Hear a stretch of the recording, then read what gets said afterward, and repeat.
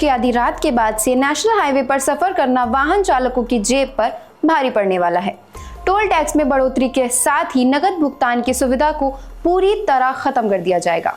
लिहाजा अब Faridpur toll plaza पर आप सिर्फ डिजिटल माध्यमों से ही भुगतान कर सकेंगे।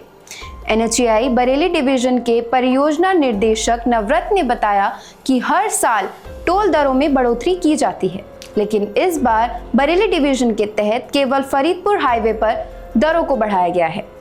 लखनऊ की ओर जाने वाले यात्रियों को अब फरीदपुर टोल प्लाजा पर कार, जीप और वैन के लिए एक तरफ की यात्रा का शुल्क 135 की बजाय 140 रुपए और वापसी में 210 रुपए देना होगा।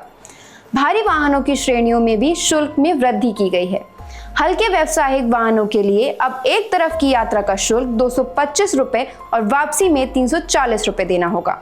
बस और ट्रक के लिए एक तरफ का यात्रा का शुल्क 460 से बढ़कर 475 रुपए और वापसी में 710 रुपए देना होगा। इसी तरह 3 एक्सल वाहनों पर 515 रुपए और वापसी में 775 रुपए देना होगा। वहीं मल्टी एक्सल गाड़ियों के लिए 745 रुपए और वापसी में 1115 रुपए निर्धारित किया गया है। 7 एक्सल वाहनों के लिए यह दर 905 रुपए और वापसी में 1360 रुपए होगी।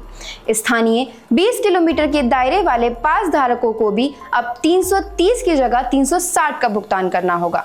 आशंका है कि रोडवेज बसें भी अपना किराया जल्दी बढ़ा सकती हैं, क्योंकि पिछले वर्ष भी टोल वृद्धि के बाद परिवहन निगम ने किराया बढ़ा दिया था।